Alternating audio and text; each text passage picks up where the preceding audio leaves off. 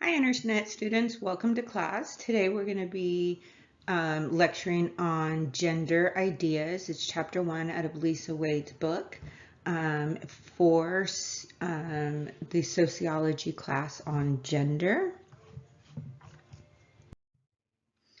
We're going to start with our think, pair, share questions. So these are the questions that set us up for what we're going to learn in class. You should take a moment to read, write down the questions, and see what information you know before listening to the lecture, and then use that to follow along to add information throughout the lecture and see what you do know from the reading and what you need to fill in from the lecture. This is going to help you prepare for your quizzes, your assignments, and your exams. So let's start by just reading through this first set of think, pair, share questions. What's the difference between sex and gender? Explain the difference between the binary and the gender binary. What's the connection between gender identity and being cisgender? Explain the personal exception theory of gender. Explain how gender ideologies vary by culture using the example of Albania and Afghanistan. How do the Dutch understand hormones? And what is the social constructionist approach to gender? So this new edition, edition 3 is the one we're currently working on. Lisa Wade and Ferrari give an additional excerpt at the beginning, and she talks about how far we have come. So they talk about just in the past 10 to 15 years, the additional awareness of gender diversity and how much it has increased. Just with students entering, 10 or 15 years ago, students came in without a foundational understanding of those common terms that we use today, like the difference between sex and gender, or what it means to say you're cisgender, or what it means to say you're intersex. So people are more and more aware of these terms, but also more and more students are identifying with many of these terms. So that language, that body of knowledge is currently expanding very quickly, which is one of the reasons why she's updating the book in a fairly rapid manner. And people in general, the general population, but younger people as well, have become more and more sophisticated in terms of gender diversity. They understand what the gender binary is. And how it is, part of our understanding, our cultural competence, and the way that we navigate the world. So let's go over some of these terms for those of us who are new to the terms, so that we're all on the same page and we all have the same types of definitions. So let's start with the binary and gender binary. So a binary, without considering gender at all, is simply a system of two. And our brain really loves binaries. Here comes my dog. This is Wolfgang. He's got to be in every lecture video. So it's, if you think about a computer system, it's 0 and 1. If you think about just our common everyday language and understanding the world, think black, white, good, bad. And so we're constantly putting systems of two into the way that we comprehend and understand the world. And gender's really no different than that. So the gender binary is this idea of a system of two, that there are only two types of people, masculine men and feminine women. So it's masculine men assigned male at birth, the way she defines it, and feminine women assigned female at birth. And that means that we're pretending as though in the gender binary system that there's not a spectrum, and also we're not taking into account anybody who is intersexed or has a gender identity that doesn't fit neatly into that binary. We tend to do that because as human beings, stereotypes really work well for us in terms of our brain and the way that we think about the world. So we like those fixed, oversimplified, and distorted ideas. about categories of people. And so doing that to gender is no different. So that's the stereotype of gender that we hold or maintain in our culture, even when we know it's not necessarily real.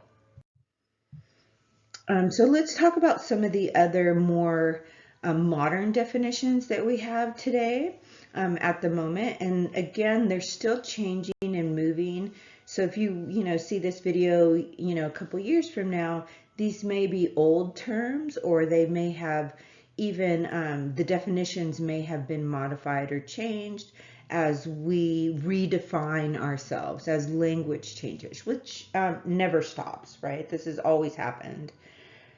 So cisgender is a person who's assigned male at birth and identifies as male, or a person who is assigned female at birth and is identifies as female. It has nothing to do with your sexuality. One of the more common confusions regarding the term cisgender is that it is a label for heterosexual people. It is true that cisgender is a presumption, much like heteronormativity is a presumption. So heteronormativity is the presumption that everybody's heterosexual until otherwise stated or proven. And cisgender is also a presumption. It's the idea that everybody who is assigned male at birth identifies as male, or assigned female at birth identifies as female. So it is as well a presumption. It's a term that we use today, and it's a new term, even though it's something that we would consider is a good label for the typical person, the majority of people. I would say about 80% of the population would identify as cisgender.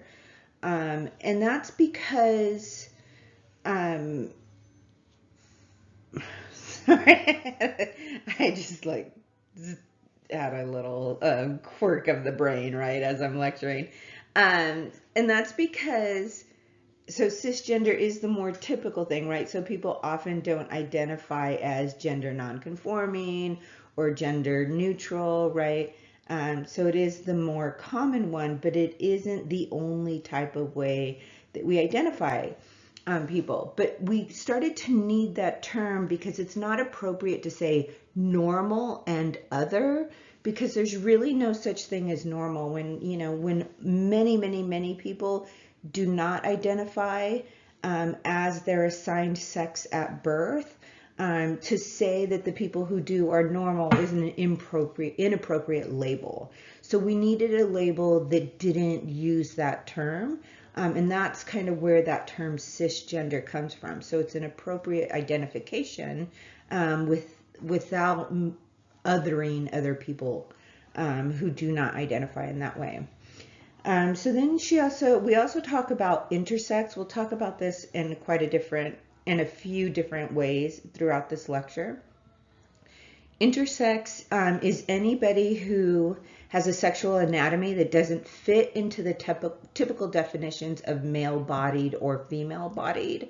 And so since our sex is identified by currently our external genitalia, our internal genitalia, our hormones, and our chromosomes, it can be any variation in between. Currently, we believe about 1% of society is intersex. And so that's actually fairly common. About 1 out of every 100 people are intersexed. Some people know they're intersexed, some people do not. And you do probably know people who are intersexed, and you meet people throughout your life that are intersexed. It's common enough that occurs. Oftentimes you may not know that other person is intersex because it's just not something that we either talk about, and you're probably not privy to most of the people's personal genitalia as you go throughout your life on an everyday basis. So gender identity, different than gender, in that gender is something that we often assign to other people, right? So we impose gender on other people. I assume your gender, but I know my gender identity. So that's kind of the difference. It's the subjective sense of your own gender It's a sense of oneself as male or female. If you are transsexual, you're a person who experiences gender dysphoria, as that older term applies. So the medical term says that you need to experience gender dysphoria to be transsexual, although the definition currently is in flux, it's changing. Many people who consider themselves to be transsexual do not necessarily experience what they would call gender dysphoria, which is a sense of being in the opposite body. But that is slightly different than being transgender, and we'll talk about that in a few minutes. So let's talk a little bit about intersexuality and different types of intersex bodies. So intersex people are people who are within that spectrum in between what we would consider male-bodied or female-bodied. So any reproductive or sexual anatomy that doesn't fit into that typical definition of male-bodied or female-bodied. So you can have a variety of other differences, and there's a chart in the book on, I don't know what page, one of the pages early on, I think I want to say page 13 or 14. And the chart says page 13. And so the chart kind of shows you the rundown, including their chromosomes, genitalia, and hormones. So some of the differences that would qualify you as intersex, you could have 3 X chromosomes and 1 Y, 3 X chromosomes, 1 X chromosome, and 2 Y chromosomes. So it's any condition that causes an anomaly in that type of cell division. So sometimes chromosomes actually like to, what she calls, stick together or stick to each other and resist dividing. So that's where you get those variations of 3X and a Y, or 3 X's or an X and 2 Y's, that kind of thing. And then the example of another sociologist was given. Her name was Georgian Davis, and so she was diagnosed at about age 13.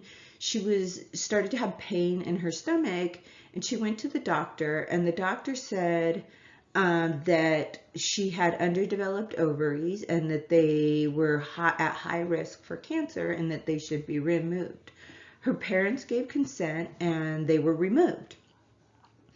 Later on, about 6 years later, she went to another doctor and had her medical records given to her, and she found out that she actually never had ovaries at all, that those were testes, and that she had had her testes removed. And essentially what that means is that she had them removed without consent. She was not told of her own medical diagnosis. It's not clear if her parents were told of her medical diagnosis. And at that time, 6 years later, at 19, she was diagnosed with androgen insensitivity syndrome.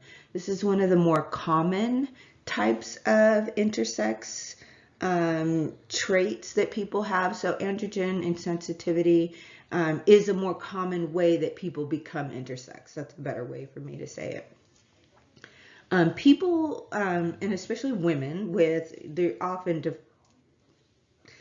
people who have androgen insensitivity often define themselves as women or identify as women, but women with complete androgen insensitivity tend to have 1 X and 1 Y chromosome. They do tend to have testes. They tend to have estrogens and androgens. They do have a clitoris and a labia and a vagina, often a shallow depth vagina, or one that almost has no depth at all. They are often assigned as female.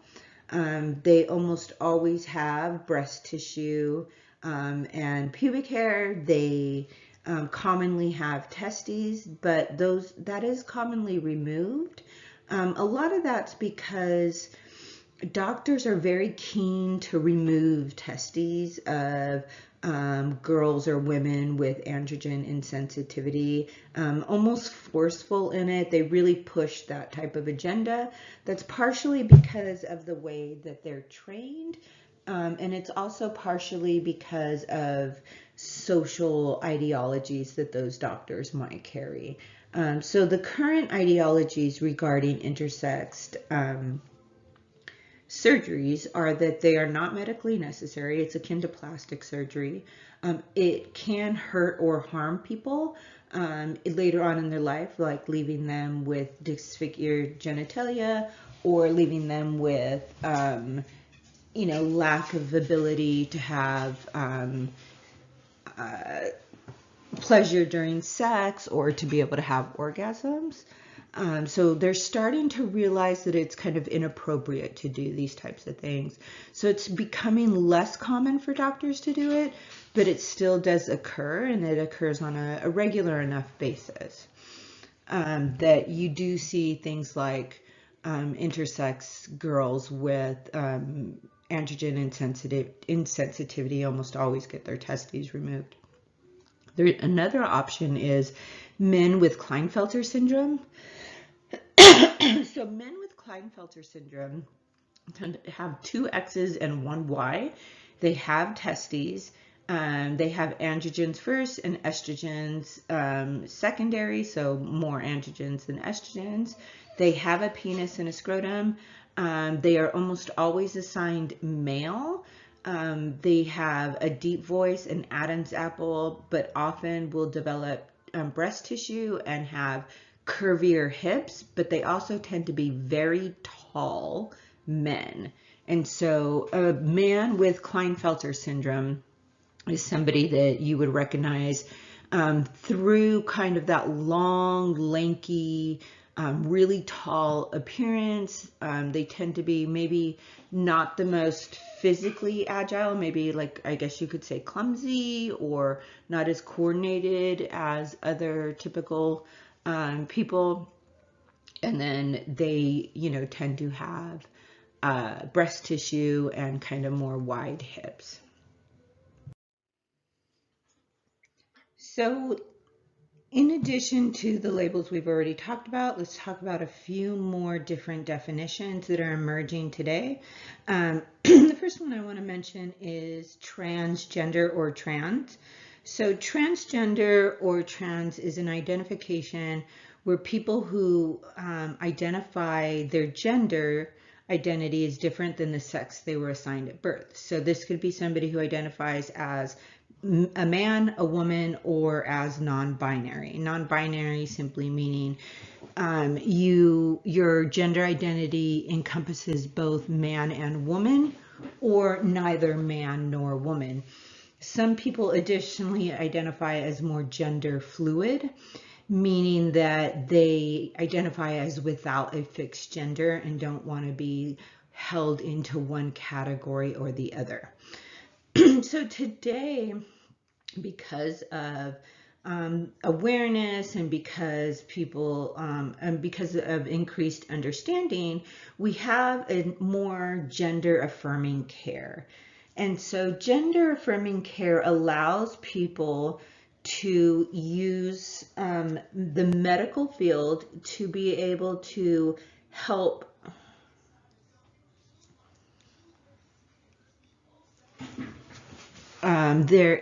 them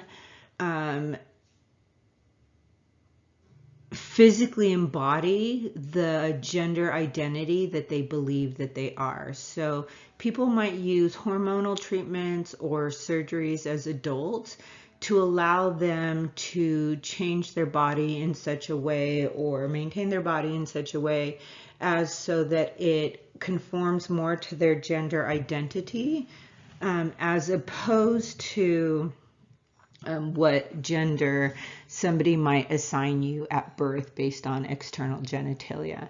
Trans teens also often will use hormone blocking drugs to prevent puberty. And they do this to allow themselves more time to be able to deal with coming into their gender identity, before their body starts to make all of the changes that their body wants to make with puberty. So that's another form of gender affirming care. We often, I think through social media, assume that people are making these decisions really young. That's actually very rare.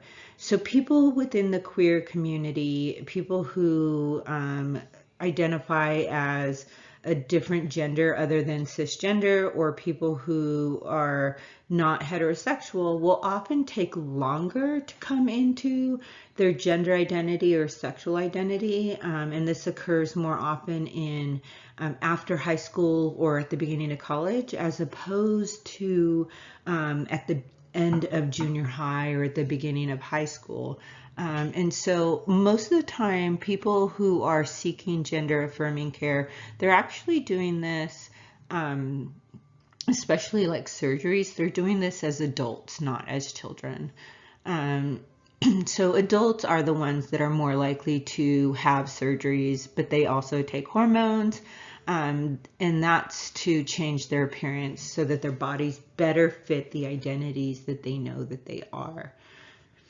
While doctors are really quick to perform surgeries on babies without the consent of a baby, because you can't get consent of a baby, they're really quick to do that. They really resist on performing surgeries on adults who are seeking gender, or who are seeking surgery to change their appearance as adults through consent. And again, that has a lot to do with, older ideologies, sometimes as well, because some doctors are still steeped within the older medical literature. And even though the new medical literature doesn't necessarily support that, some doctors are still practicing who came of age during the older medical literature, where the literature says that things like testes in an intersex girls have higher risk of cancers. We know based on research that's not the case anymore. But that's kind of one of the reasons why that occurs, as well as social and political personal ideologies that those doctors may carry.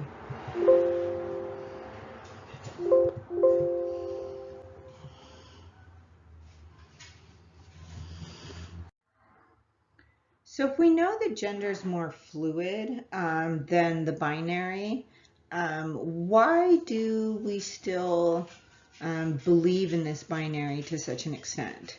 So one of the things that is discussed in this chapter is that cisgender men and women do a lot of work to maintain the idea of the binary. So the binary is more than just the idea that there's two sexes.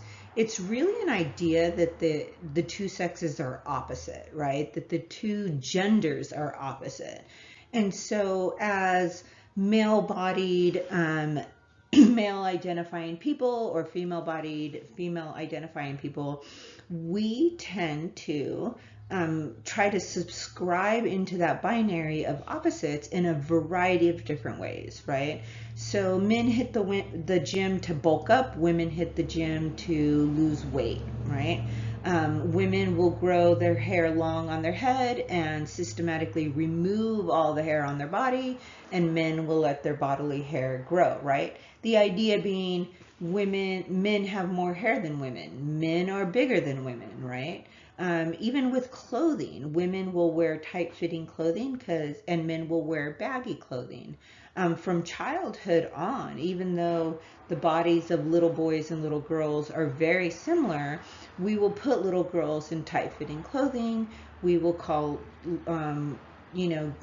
children, young girls, children, small, petite, dainty, and we will call young boys strong, masculine, big, right? Even though they are very much the same size and their bodies are very similar in many ways.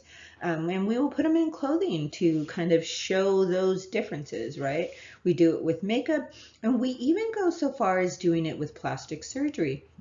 So men will have any semblance of breast tissue removed whatsoever, and women will add breast tissue or fake implants to make the breasts larger.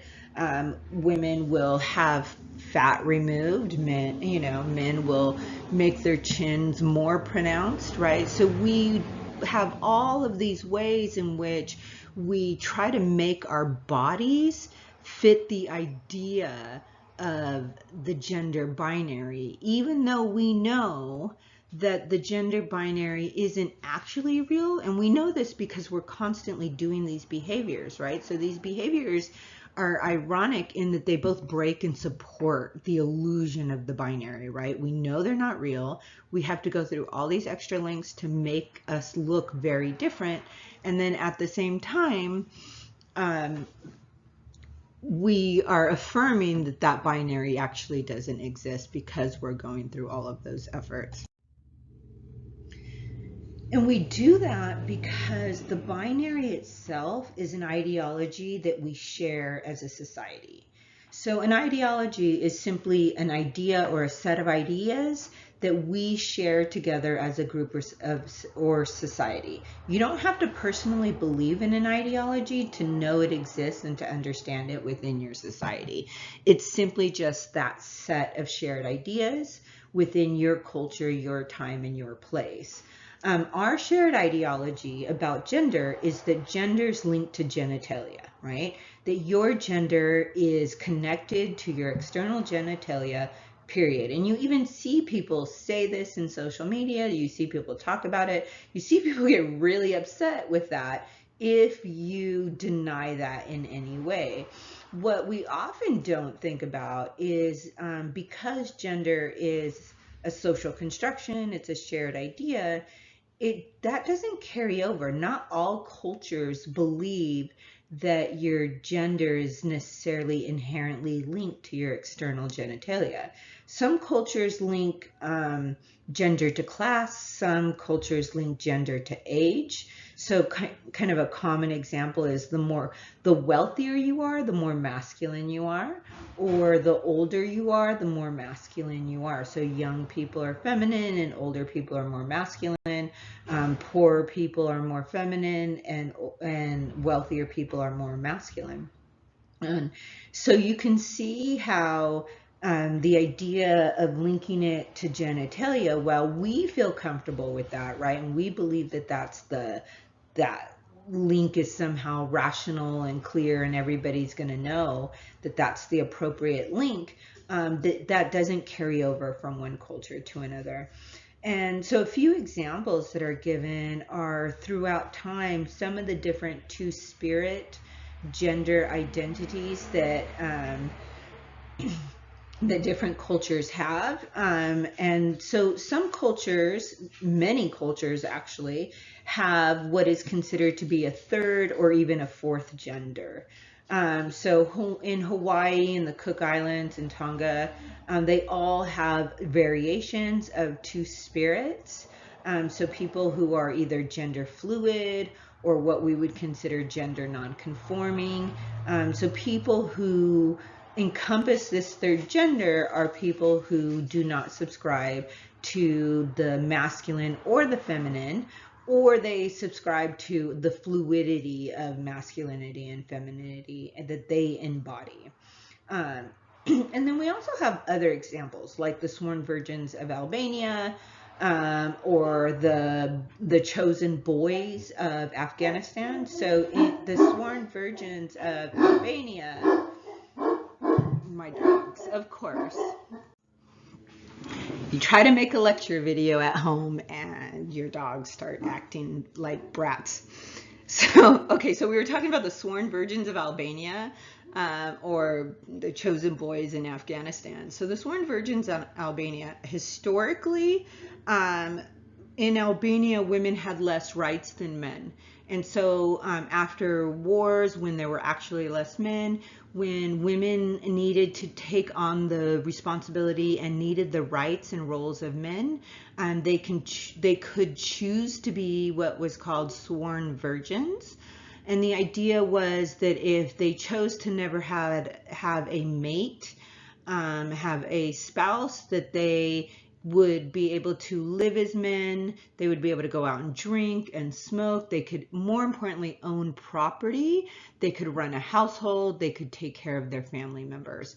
This is actually fairly similar to the chosen boys of Afghanistan. So if there is no boy or no young boys to help in the family, a girl is chosen prior to puberty. She gets to live as a boy and act as a boy. She gets to be the chaperone. And so she is treated as a boy. And this is actually common enough that it's, you know, it's not anything that's considered unusual. They're accepted as boys. They get to act as chaperones for their sisters, and they get to encompass the privileges that boys have until they hit puberty, and then they're once again designated as girls. So that's kind of the two that I gave you in Albania and Afghanistan. The Dutch, for example, don't teach that men have male hormones, testosterone, and women have female hormones, estrogen. They teach that human beings have a variety or a mix of hormones, which is actually more accurate. Both men and women have testosterone and estrogen. Men do tend to have more testosterone and women do tend to have more estrogen. However, as you age, your estrogen and testosterone levels change, so your hormone levels change, but also with the activities you do and who you're around. So if you are around an infant, whether you're male or female, your estrogen levels are going to go up. So when you have a baby, your estrogen levels increase. If you have a baby in the house and it's even not your baby, your estrogen levels will increase.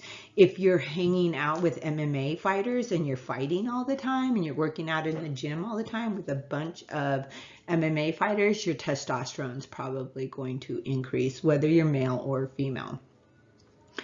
In the Dominican Republic, there is a rare genetic condition.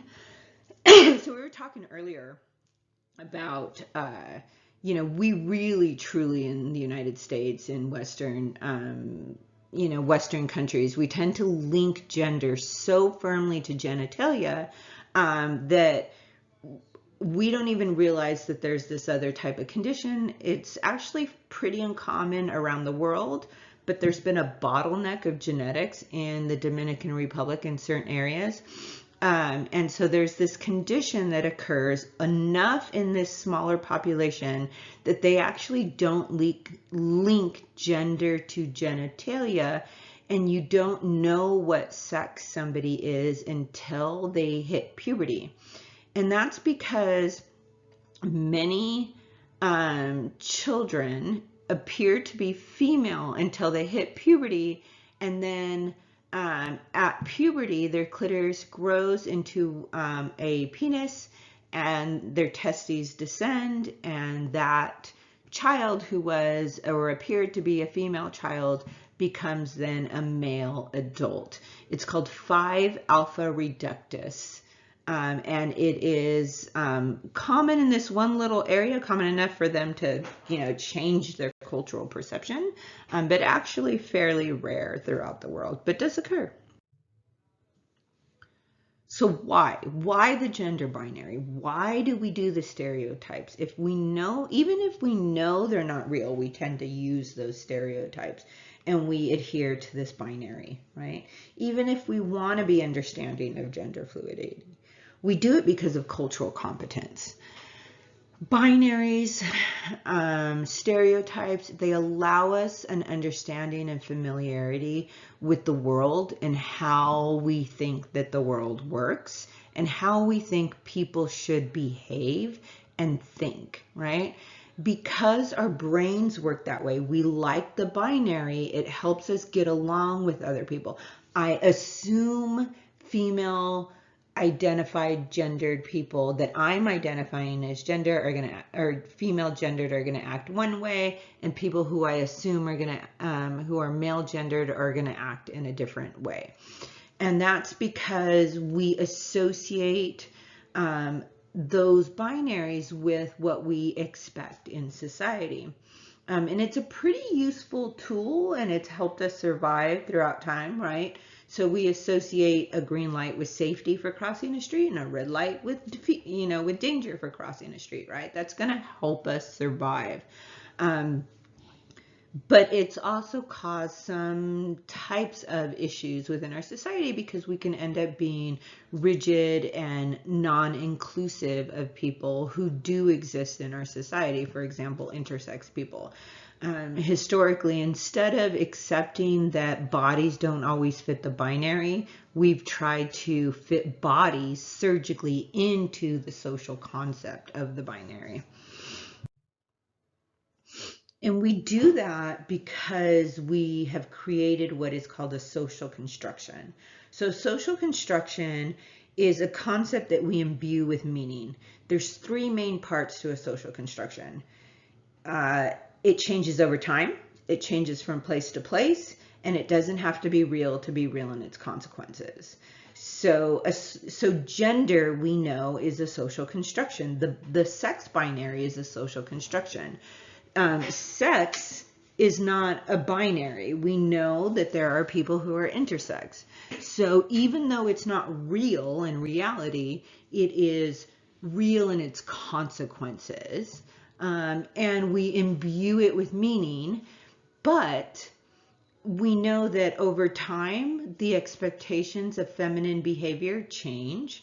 We know based in if you're in one country or another, your expectations of how to behave as a woman would change, right? So that's how we know that it's a social construction. There's a lot of things in our world that are social construction. Money is a really good example of a social construction. Race is a social construction. A river as a border between two countries, that's a social construction. The river is inherently real, but the river as a border is not real.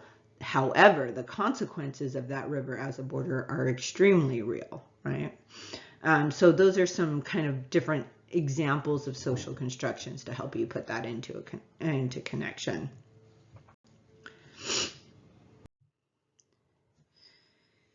Because this binary is a real social construction, we tend to use it on almost everything. And we are so good at it, right? So she talks about, Lisa Wade talks about gender binary glasses, and that we all have gender binary glasses.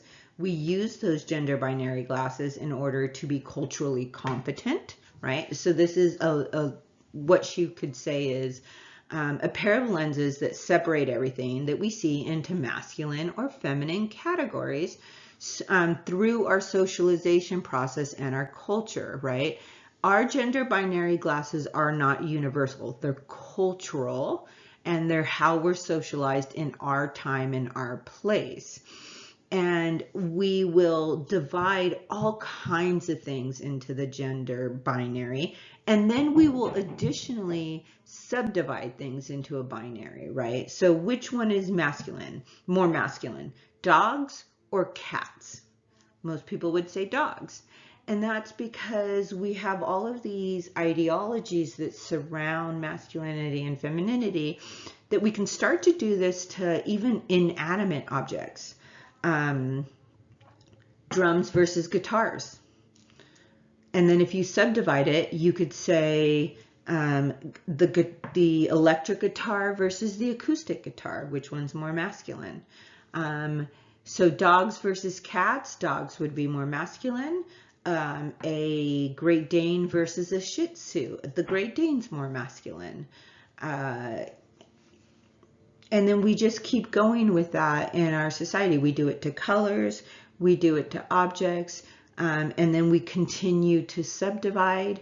And we do that so that we can redivide over and over again, so that when something doesn't fit into our ideologies about the binary, we can further divide it so that it then does fit into our ideas about the binary.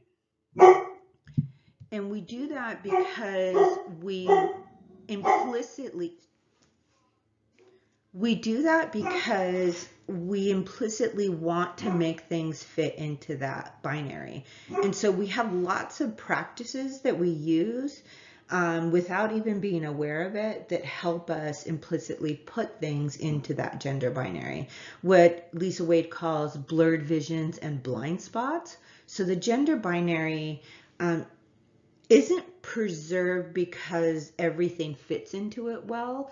It's preserved because we learn to ignore, or we actually don't see the evidence that falsifies it, right? So we might make false connections. We might not notice a contradiction.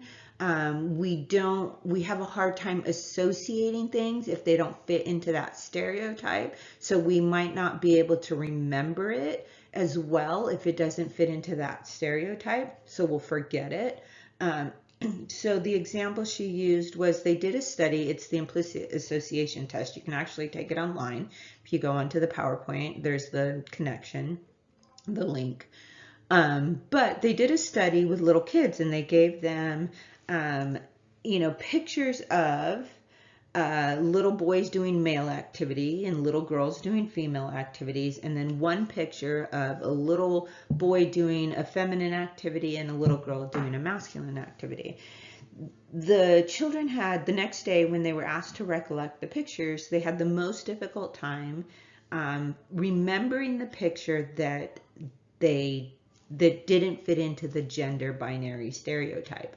So they had a little boy who was cooking on a stove, and so either the children wouldn't remember that picture at all, or they would change the little boy to a little girl cooking on the stove, or they would change the little boy to the little boy fixing the stove, doing a masculine activity.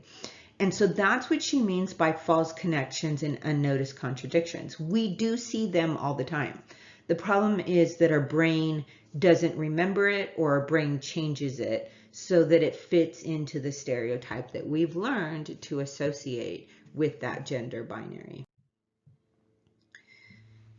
While we do this to everybody else, we know that it's not true, and the reason we're willing to accept that it's not true is usually for ourselves. So what's called the personal exception theory of gender.